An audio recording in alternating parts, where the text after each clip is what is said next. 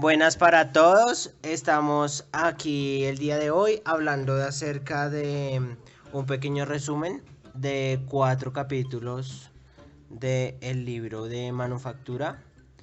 El capítulo número 4 habla acerca de las aleaciones metálicas. El capítulo número 5 habla acerca de las aleaciones y los metales ferrosos. El capítulo 6 habla acerca de los metales no ferrosos y sus aleaciones.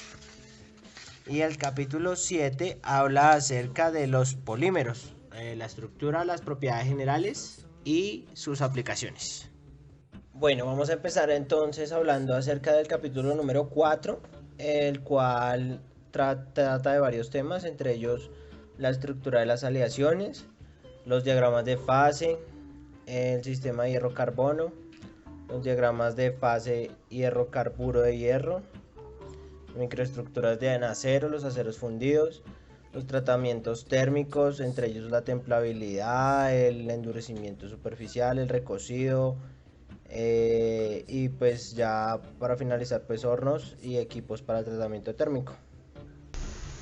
Como el ser humano no puede ver los átomos a simple vista, no nos podemos dar cuenta de lo pequeños que son.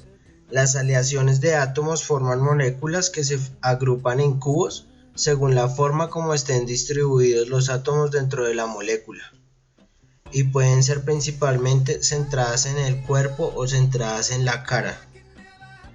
Luego vienen los diagramas de fase, los cuales nos muestran el comportamiento de un material según la temperatura a la cual está expuesto, y sus fases, gaseoso, líquido y sólido. Luego nos habla de los aceros, que están compuestos principalmente por hierro y carbono, y también tienen un comportamiento diferente según la cantidad de carbono, la cual nos indica qué tan duro se pone el acero, a distintas temperaturas, claro está, generando ciertas distribuciones atómicas dentro de la celda. Una se llama austenita, la otra se llama cementita, la otra se llama ferrita y la otra se llama martensita, cada una con porcentajes de carbono diferentes. Con estos comportamientos se puede jugar con la temperatura y la composición del carbono. Otros elementos como el níquel, magnesio y cromo aportan ciertas particularidades al acero, de tal manera que pues lo que uno quiera fabricar también va a depender de estos elementos como cromo, níquel, manganeso, zinc, entre otros. Y pues asimismo va el acero a obtener ciertas propiedades como dureza, ductilidad y algunas otras, en algunos casos también elasticidad. No solamente los componentes influyen en las propiedades del acero, sino que también la temperatura a la cual se funde para la fabricación pues también tiene mucho que ver. Es por eso que de ahí se derivan ciertos procesos como el recocido, el revenido y el temple principalmente. Estos procesos lo que hacen es modificar la estructura molecular del acero para que obtenga ciertas características deseadas. Por ejemplo, el temple es elevar el acero a una temperatura muy alta y luego bajarla lo más rápido posible. Así las estructuras se contraen rápidamente y se obtiene un acero muy duro, pero asimismo como el acero es duro, pierde ciertas propiedades de ductilidad y se vuelve un poco frágil. El otro proceso es el de recocido. Si se requiere que el acero gane ductilidad, se debe hacer un proceso de recocido. Es un proceso mediante el cual el acero dura calentándose a una temperatura constante por alrededor de un espacio de tiempo prolongado o según se requiera para lograr características específicas y así dejarlo enfriar lentamente. Y ya pues el otro proceso es el revenido, que es calentar el acero poco a poco después de haberlo templado para que gane un poco de ductilidad. Y pues ya al final del capítulo número 4 pues ya muestran como las máquinas y la indumentaria para poder hacer que todo esto sea posible para poder hacer tanto la fundición como el recocido como el temple. En algunas empresas utilizan para templar utilizan agua, en otras utilizan ácidos, en algunas otras también se puede inclusive utilizar algunos tipos de aceite para mejorar las características del acero. El cromo, por ejemplo, mejora la tenacidad. El cobalto mejora la resistencia. El cobre también mejora la resistencia, pero adicional a esto hace que el acero sea un poco más resistente a la corrosión atmosférica.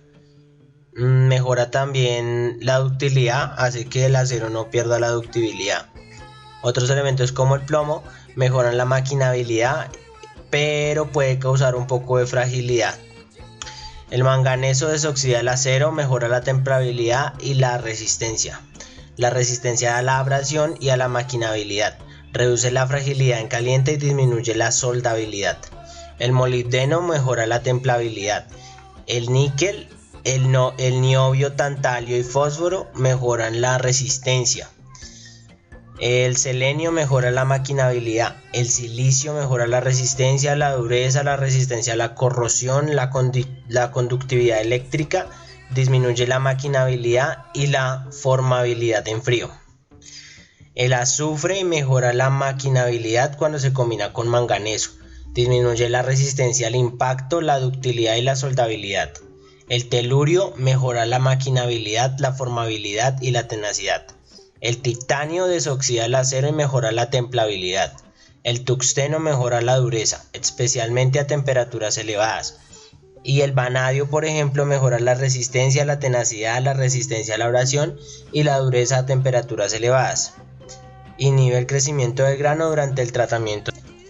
Básicamente de eso habla el capítulo 5. Hay otros elementos como el antimonio, arsénico, hidrógeno, nitrógeno, oxígeno y estaño que aportan otras propiedades. Por ejemplo, el hidrógeno fragiliza el acero, pero pues durante el proceso de fundición la mayor parte del hidrógeno se pierde, entonces pues en ese caso digamos que no hay problema. El nitrógeno mejora la resistencia, la dureza y la maquinabilidad. El oxígeno incrementa ligeramente la resistencia y el estaño provoca fragilidad. Bueno, ahora rápidamente vamos a hablar un poco del capítulo 6 y capítulo 7. El capítulo 6 tiene como principal tema. En los dos capítulos anteriores se habló acerca de los metales ferrosos y sus aleaciones, pero estas quedan cortas cuando se requiere una característica muy específica.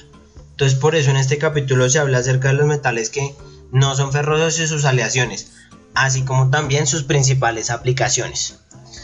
Las aleaciones no ferrosas son un poco más costosas porque conllevan a la búsqueda de algunos materiales cuya extracción es un poco más compleja o difícil.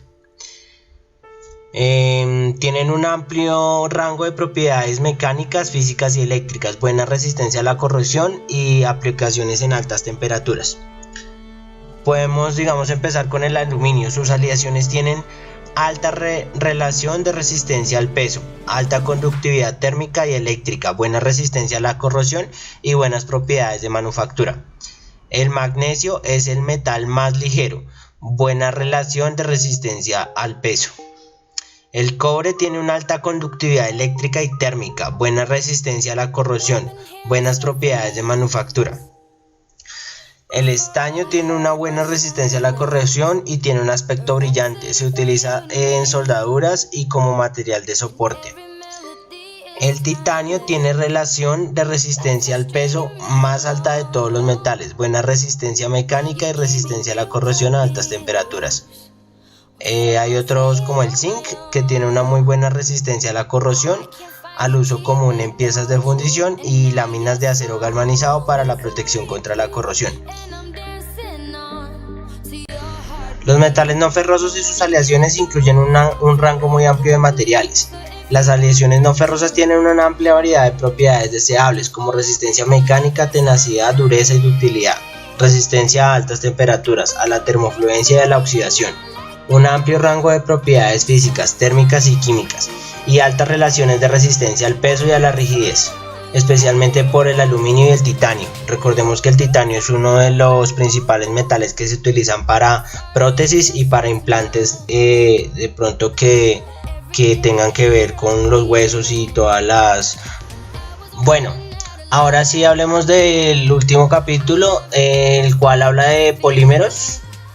Este capítulo describe primero la estructura de los polímeros, el proceso de polimerización, la cristalinidad y la temperatura de transición vítrea. Hay dos tipos básicos de polímeros, los termoplásticos y los termofijos. Con los termoplásticos se sigue una estrategia de manufactura básica, la cual consiste en calentarnos hasta que se ablandan y se derriten y después darles forma del producto deseado. Los termofijos implican precursores que reciben una forma deseada y se fijan a través de polimerización o entrelazamiento de las cadenas de polímero. Hay otro tipo de polímeros, el cual son los elastómeros o los hules. A lo largo del capítulo se analizan las propiedades generales, las aplicaciones típicas y las ventajas de cada uno de los tipos de polímeros, empleando algunos ejemplos. Por ejemplo, en el caso de los elastómeros, la principal aplicación es pues para las llantas, y la materia prima principal de los elastómeros es el látex o el caucho como tal, el cual se extrae desangrando el tallo de la hoja de caucho, que es un proceso pues digamos que en el cual cortan el tallo y va drenándose todo el líquido del tallo hasta que cae, y de ahí pues sacan como la materia prima para hacer los diferentes procesos del caucho. Sigamos hablando de los termoplásticos y termofijos. Los termoplásticos se vuelven blandos y fáciles de formar a temperaturas elevadas. Su comportamiento incluye fenómenos como la cedencia y la relajación de esfuerzo, agrietamiento y absorción de agua. Los termofijos, los cuales se obtienen por el entrelazamiento de cadenas poliméricas, no se vuelven blandos en una medida significativa al aumentar la temperatura. Son mucho más rígidos y más duros que los termoplásticos. Los elastómeros tienen una característica para someterse a grandes deformaciones elásticas y luego regresar a su forma original. Tienen importantes aplicaciones en los neumáticos, sellos, calzado, mangueras, correas y amortiguadores. Entre las consideraciones más importantes de los polímeros están su capacidad de reciclado y la posibilidad de que sean biodegradables.